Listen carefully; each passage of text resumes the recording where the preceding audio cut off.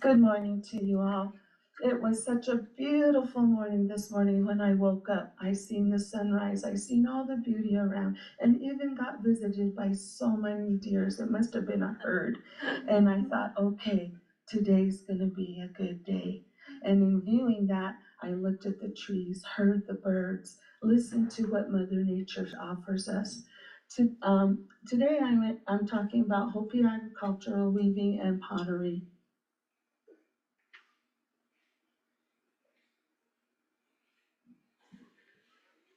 And I'm going to introduce myself in Hopi. Ne Evvy Trujillo Bahan Matsiwa. Ne Tanak Vensi Hopi Matsiwa. Ne Ispa Iswunwa. Ne Munkapikita. My name is Evvy Trujillo. I'm from the village of Upper Munkapi. I am of the Water Coyote clan. I am a mother of 8 kids. 9 of them are my grandchildren. 31 years in pottery making and basketry, 24 years of making plaques, and 30 years of farming. This is farming. I owe my farming to the bond of our family, to my grandfathers. Most of all, what I'm going to share with you in this slide is going to be a tribute to my grandfather, my aunts, my grandmas, our family bond that we have. And we teach, we nurture, and we guide our young children so they can carry this forward. There's I call her my aunt, but she's my mom. We call her in Hopi, that's my gal. She's there at my fields. And in the fields too, we have beauty, and I love the sunflowers. Just looking at all different types of sunflowers, they give me the inspiration to create basketry. We start at a young age. This is my grandson, Depuy Silma. He learned how to farm and take care of the weeds and hoe. Even though that hoe is bigger than him, he goes, I can do it. So is grandma. I can do it. And there I am at the end of harvest, ready, waiting to take down my corn and do the preparation of putting it away and putting the cornfields to rest. Now, farming to us is hard work. I have where I farm, I have a one-time irrigation because that water comes from the wash. That wash dries up.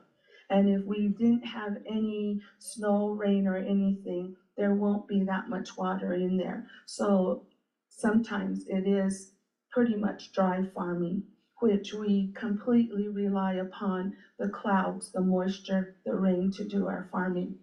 So my farm, it equals approximately about a football field, but I have 4 fields divided up. So the water comes in our canals right there. It goes in and you can see it comes in here, and then here I have a field there. It comes down and I have another field there. So I have to do that to all 4 of my fields.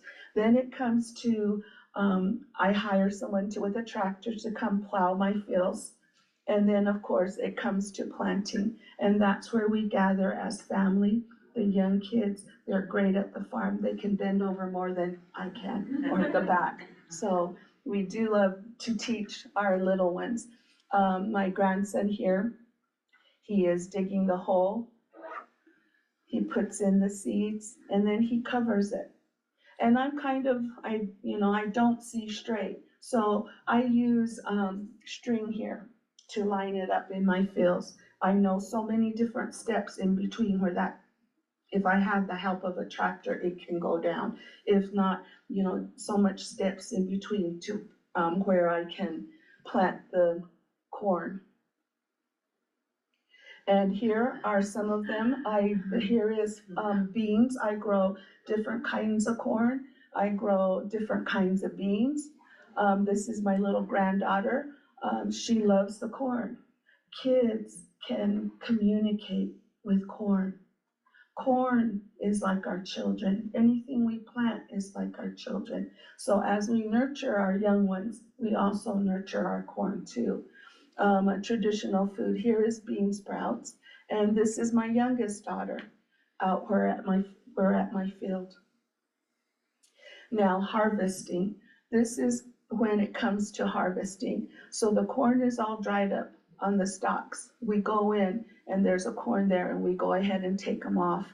And this picture here, we have a problem with camel thorn. That keeps me on my toes.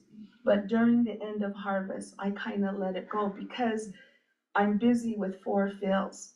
You start one field, when you get to that last, it's got more, and then it just rotates like that. So I wanted to share, we do have a problem with camel thorn out there.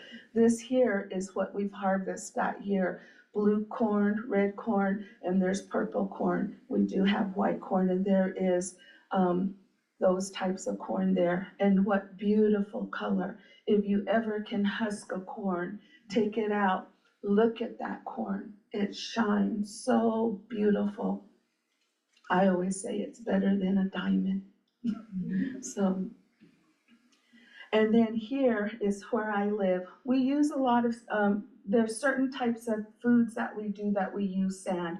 I have to go up onto the hill here and kind of go up into this area where I take off this dark sand, and there's the pure kind of white sand here, and then I load it up and I take it home. And this is the vein of the white sand here.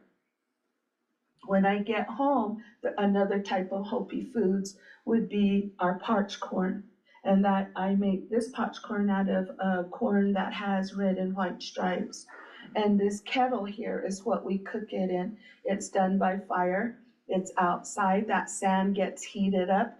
You have a stick, you stir it, the corn will start popping. And if you lose some, that's okay. It's okay to let some of it go out, you know, because there's other animals there that you may want to feed. And again, type of corn is sweet corn. My little granddaughter, this was done from a harvest, my cassava, and this is the yellow meat, watermelon, and then beans here. The bean plants, after we take them off, we also burn that down for ashes, or we can replow it into the ground to give it nutrients to the ground. Another thing, when I'm out there, I keep my eyes open to what Mother Nature gives us. This is called, we call it du'ixma. It's like a seasoning. Also, you can drink it like a tea if you have an upset stomach. So I look at all what Mother Earth offers us out there on my strolls and back home. During when the corn is ripe, we do go ahead and take off corn. The blue corn, we take the husk off, that is green. We never throw that away because we're going to reuse it. We cut the corn off the blue, and we can use blue or white, and it looks like this, and then we bake it. And this is a type of a bread. Also, here with the blue corn, we go ahead, I shell it, clean it, I coarse grind it, I cook it, then I fine grind it, that becomes our flour. And we do that with white corn versus blue corn. A traditional food that we make is biki, and that's a thin layer of the blue corn that we cook on a hot stove. And then this is our bread. We eat it with our ceremonies. It's used in different ceremonies that we have in our village. And this one here is the same. And we crumble this up and we bake it in the oven, and it's kind of toasted with a little bit of salt on it. Okay, into pottery. I learned my pottery from my aunts. They always said, they asked me one time, what are you going to do with your life? This was before my kids. And I said, well, I really don't know. When I would sit with them, they would say, you never just sit here. They'd give me a piece of clay, do something. Okay. Then they would say, now what are you going to do? I don't know. I don't know right now. Or, you think as a young, what am I going to do? Then my aunt had always told me, you need to go out there and you need to go walk on Mother Earth. Look what's out there. You don't need a vehicle to go. You were given 2 legs. Go out there and walk and explore. See what you can find from Mother Earth and pick and use. And anytime I pick from Mother Earth, I don't just pick from Mother Earth.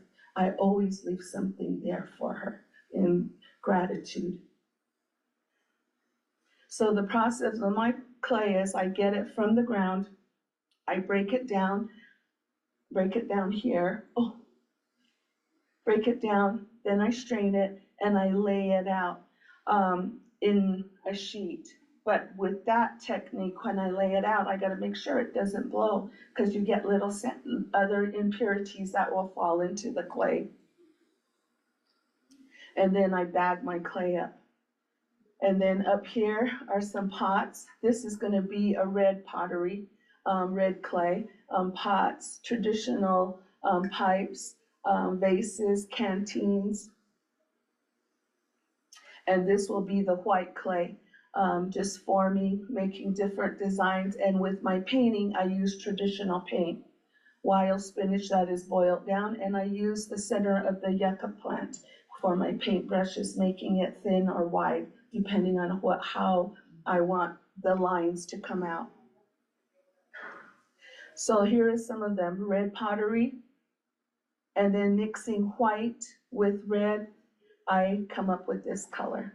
Birds, this is a buffalo dancer, clouds, prayer feather. So then I'm also a yucca basket maker that comes from the yucca plant, which is this right here. And this is a yucca basket here and here. And always remembering, when I take, I always leave something behind. This here is yucca. This is the white yucca. This yucca is taken in the summertime, in the middle of the yucca. You take it out, you split it, you lay it in the rain, it bleaches. This is just a pattern on how to start it. Under 1, under 5, under 3, and over 1, over. And then the more you do it on all sides, then it gets bigger, and then here it gets bigger. At this time we use a type of willow to make our rings, but unfortunately I didn't have any, and so they do have round rings here. And here's another one. This yucca, you can tell it's a little yellow. Winter and summer give you change in your yucca. Summer's gonna give you greener yucca. Winter, the yucca turns yellow. And again, using natural white in types of baskets. These are 4 of my girls. When we do baskets for different things, we get together as a family and we all do our weaving together. Plaques. This is a sunflower plaque.